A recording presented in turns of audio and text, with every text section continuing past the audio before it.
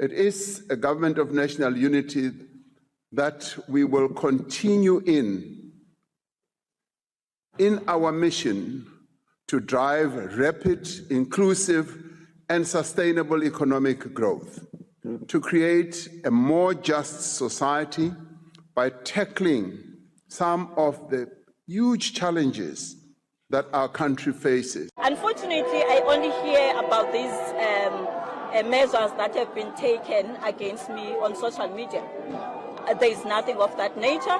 I go to Luthuli House from time to time as a deployee of the African National Congress, and yesterday I was in the cabinet with the president. There is no discussion of this nature.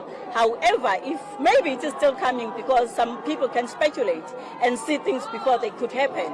But at this point in time, I cannot comment because I don't know anything of that nature. It's our democracy. It has been just over a year since we established the Government of National Unity in our country's democratic history. The GNU, as we call it, made up of 10 political parties with different histories, with different experiences, has continued to hold even as it has had to weather many a storm. There have indeed been disagreements and disputes among GNU members, as you would expect them to be. And yet, despite those differences, the GNU partners have chosen to work together for the common good of all South Africans. The National Executive Committee of the ANC, the National Working Committee yesterday, resolved that it should be postponed to a later stage to do thorough political work on a whole range of issues, the state of the government of national unity, to do political work on our situation within the alliance of mending relations and dealing with matters of reconfiguration that affect our relations with one of our alliance partners, which have taken a decision to go to the next election on its own.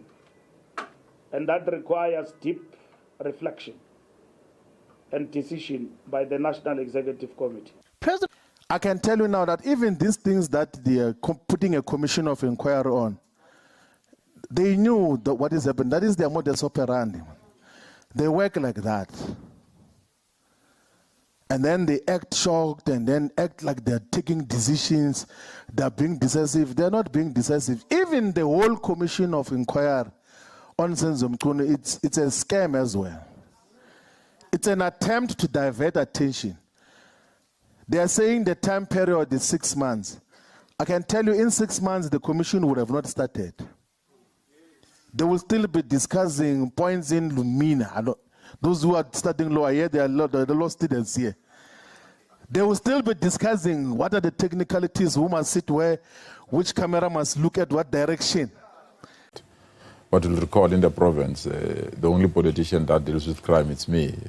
So it will be extremely difficult to have other political people or individuals involved at the level of influence in the law enforcement agencies. But I suspect it's crafted or the message is sent on the basis of national politics rather than the provincial politics. But because the commission has been established, we have no choice but to prepare for it, because South Africans are looking for answers. South Africans want to know indeed if these allegations are true or not. And as a province, we have committed to not only cooperate